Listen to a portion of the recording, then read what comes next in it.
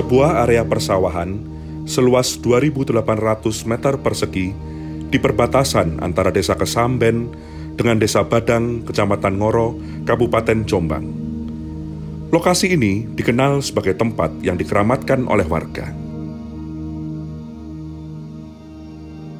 Di sisi timur area yang dikeramatkan ini, terdapat sebuah sendang yang biasa dipakai warga untuk mengairi sawah. Selama berpuluh-puluh tahun, warga menggunakan sendang tersebut yang nyaris tak pernah surut meski dilanda kemarau. Suatu ketika, warga yang membersihkan sendang menemukan struktur bangunan pada kedalaman 3 meter di bawah air. Temuan yang segera ditindaklanjuti oleh Badan Pelestarian Cagar Budaya atau BPCB itu menunjukkan bahwa struktur bangunan yang berada di kedalaman sendang merupakan struktur petirtaan kuno. Dari proses ekskavasi, diketahui bahwa petirtaan kuno seluas 20 kali 17 meter itu menggabungkan gaya arsitektur megah dengan fungsi yang kompleks. Perdebatan kemudian muncul. Pada masa kerajaan apakah petirtaan kuno itu dibangun dan difungsikan? Sumber Beji sendiri sebenarnya tidak asing bagi masyarakat Sumber Beji di desa itu, karena sejak awal memang di tempat itu adalah suatu seperti telaga kecil, artinya sumber air di situ, di mana masyarakat pertanian ketika siang hari mereka akan istirahat di sekeliling sumber air itu sambil mencuci peralatan mereka. Suatu ketika di tahun 2019, kepala desa melakukan upacara bersih sendang atau bersih sumber air itu. Ternyata ketika membersihkan sumber mata air itu, mereka menemukan adanya struktur bata di dasar dari sendang itu. Dari hasil menemukan struktur bata itu, kemudian dilaporkan kepada BPCB Jawa Timur. Nah, setelah itu dilakukanlah ekskavasi awal. Ternyata ditemukan bahwa memang benar ada struktur yang ada di bawah mata air Sumber Beji itu. Setelah itu dilakukanlah ekskavasi tahap 2 dan tahap 3 sampai terakhir tahap keempat, dan sudah berhasil disingkap semua material yang menutupi bangunan kolam Sumber Beji itu.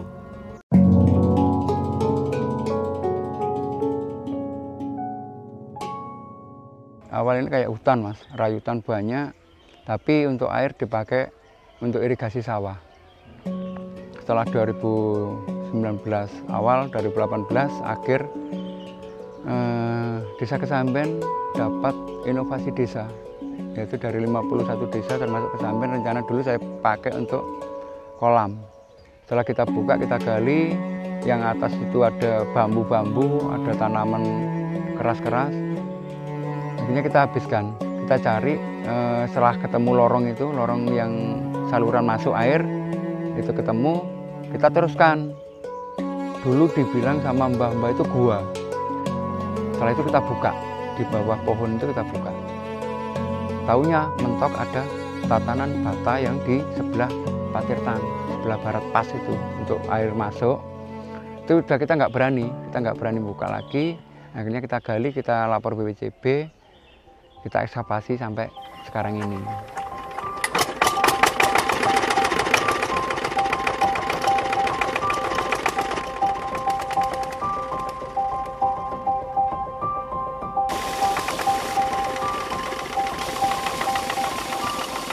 Itu sejarah dari awal mengapa kemudian Sumber Beji bisa terangkat ke permukaan, dan sekarang sudah kelihatan betul bahwa strukturnya sangat jelas kelihatan. Bahkan yang istimewa lagi dari ekskavasi didapatkan sumber air utama dari Sumber Beji itu tidak jauh dari lokasi itu sendiri. Di sanalah kemudian kami melihat adanya keunggulan teknologi akuatik masyarakat Jawa kuno. Bagaimana sumber air yang sekarang pada tahun ini diukur debitnya itu mendapatkan angka 10 liter per detik. Debit yang besar. Itu tahun 2021. Andai kata kita mundur ke belakang 1000 tahun misalnya, atau 900 tahun yang lalu, sangat mungkin debitnya jauh lebih tinggi. Dan ini pula yang bisa menyebabkan air dari sumber itu dengan penataan arus air yang bagus, dia bisa memancar ke atas seperti pancuran.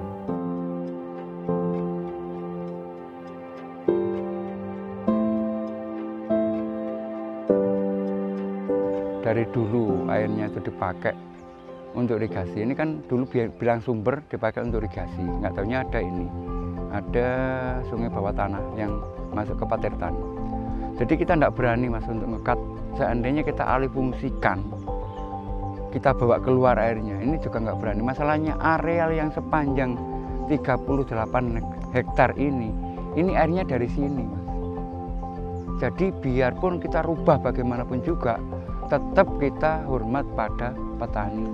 Karena mayoritas masyarakat saya adalah petani. Kalau ini mati, petani mau gimana? Kan kasihan juga. Jadi nggak nutup kemungkinan nanti setelahnya ini jadi air tetap ngalir. Kalau kita bisa pakai kincir untuk mainan, kita pakai kincir. Tapi air yang kita buang tetap dimanfaatkan oleh petani. Itu kita udah komitmen awal sama masyarakat, boleh dibuka tapi air tidak boleh sampai mati. Satu hal yang memang benar-benar menjadi karakter dari sumber beji adalah keberadaan dari jaladuara atau pancuran air yang berupa pahatan Garuda.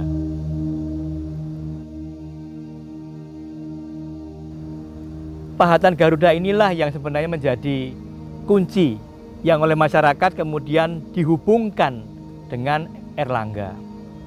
Mengapa bisa demikian? Pada masyarakat sudah menjadi semacam stigma bahwa Airlangga itu dikaitkan dengan salah satu arca yang berbentuk Garuda, dan di atas Garuda itu duduk Wisnu atau Garuda Wisnu. Keberadaan dari pentirtaan sumber beji ini ada beberapa pendapat, ya. Pendapat yang pertama yaitu merujuk pada keberadaan sumber beji ini dengan masa-masa Kediri atau masa-masa Airlangga. Pendapat ini mengarah pada mengarah pada Airlangga ini berdasarkan pada bukti-bukti yang ada, ya. Misalnya yang pertama yaitu terutama keberadaan dari adanya arca Garuda.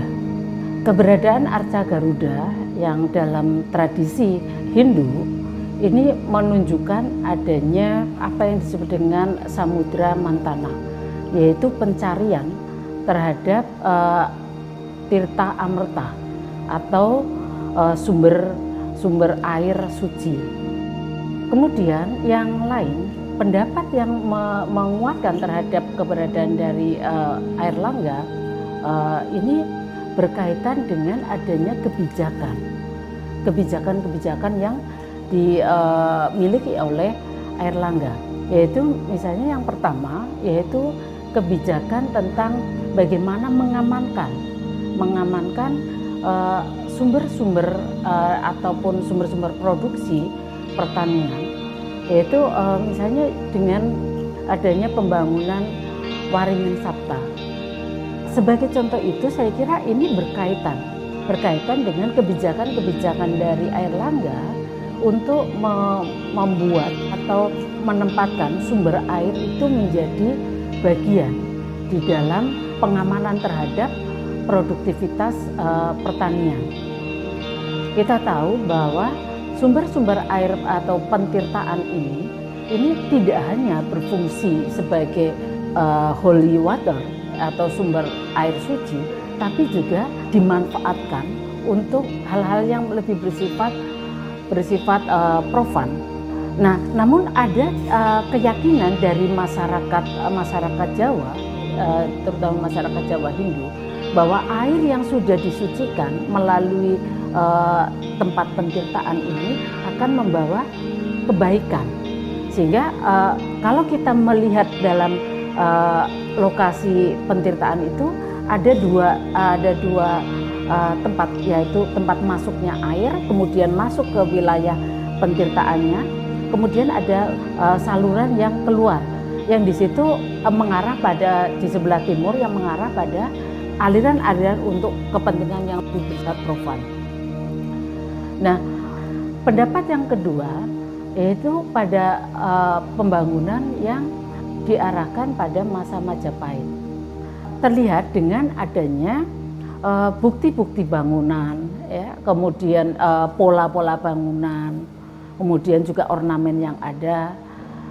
Demikian juga misalnya penemuan-penemuan keramik pada dinasti Yuan pada abad ke-13-14 itu juga menguatkan bahwa bangunan ini berdiri pada atau ada pada sekitar abad 13-14. Demikian juga misalnya pola-pola bentuk bangunan yang menyerupai misalnya Candi Tikus. Meskipun ini lebih kecil ya untuk yang pentirtaan Sumber Beji. Nah, ini saya ada pendapat yang lain bahwa Sumber Beji ini justru pada masa Empu Sindok.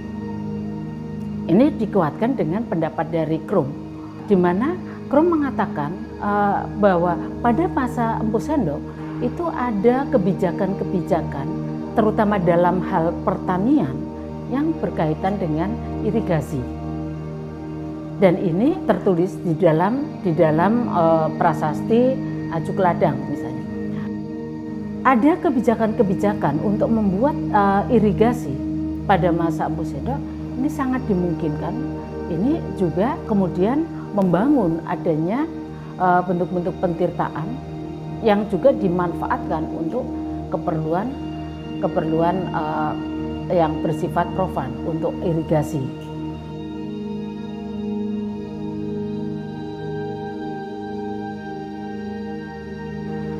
Nah, jadi tiga pendapat ini saya kira ada penjembatanan bahwa meskipun kita secara ilmiah masih perlu ada pengkajian-pengkajian, dan saya kira kalau di dalam kajian sejarah ketika ada penemuan-penemuan yang baru ini bisa merubah terhadap adanya pendapat-pendapat ini.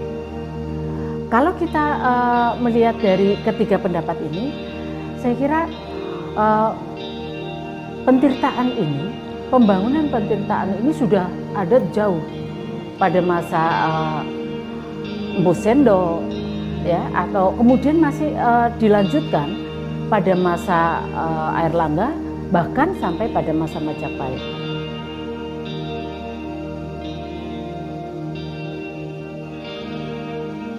Petirtaan Sumber Beji yang ada di Desa Kesamben, Kecamatan Ngoro, itu memang menimbulkan tanda tanya bagi khalayak apakah berhubungan dengan Airlangga atau tidak. Masyarakat sudah terlanjur mengenal Arca Wisnu Garuda itu sebagai titisan atau perwujudan dari Airlangga. Inilah yang menjadi titik tolak mengapa Arca Jaladuara di Sumber Beji dikaitkan dengan Airlangga. Jadi ini adalah sesuatu yang sebenarnya berlaku dalam konteks masyarakat umum. Secara akademis sebenarnya kita tidak mempunyai dasar yang kuat untuk memberikan klaim bahwa petirtaan Sumber Beji itu terkait dengan Airlangga secara langsung. Adapun yang melemahkan mengapa itu terjadi juga dukungan dari keletakan Sumber Beji. Sumber Beji itu terletak di wilayah Jombang bagian selatan. Notabene bukanlah wilayah yang di sana ditempatkan prasasti dari masa Airlangga. Karena kebanyakan prasasti dari masa Airlangga didapatkan di wilayah Jombang bagian utara. Nah, ini yang merupakan hal-hal yang memberatkan mengapa Sumber Beji tidak bisa dikaitkan langsung dengan Airlangga. Sebenarnya dari hasil ekskavasi yang dilakukan oleh BPJB Jawa Timur terhadap petirtaan Sumber Beji, secara arkeologis yang kita dapatkan adalah data berupa struktur bangunan petirtaan atau bangunan terkait dengan akuatik, dengan air. Tidak didapatkan adanya keterangan yang terkait dengan pertanggalan absolut, baik itu berupa angka tahun ataupun prasasti. Namun demikian, dalam bidang arkeologi, memang kita bisa mendapatkan sejumlah alat bantu untuk melakukan dating atau pertanggalan terhadap tinggalan dari masa Hindu-Buddha yang secara relatif, jadi tidak absolut.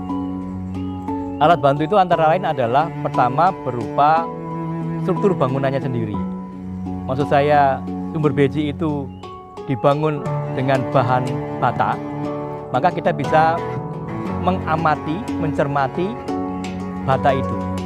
Baik itu ukuran batanya, kemudian teknologi merekatkan antar bata, yang berikutnya juga terkait dengan denah struktur yang ada di situ. Yang kedua, alat bantu kami adalah adanya data berupa ikonografi, tepatnya adalah sebuah jala duara yang berbentuk Garuda.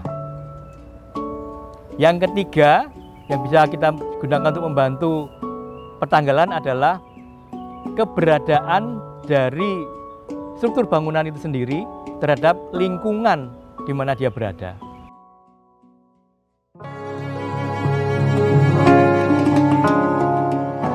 Apa yang kita lihat dari hasil ekskavasi di sumber beji itu, secara arsitektural menunjukkan sesuatu gambaran terhadap pola petirtaan yang juga didapatkan pada petirtaan yang lain.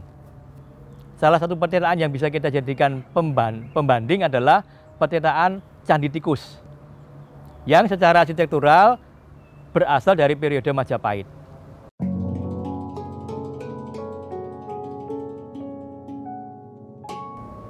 Perbedaan utama terletak pada komposisinya.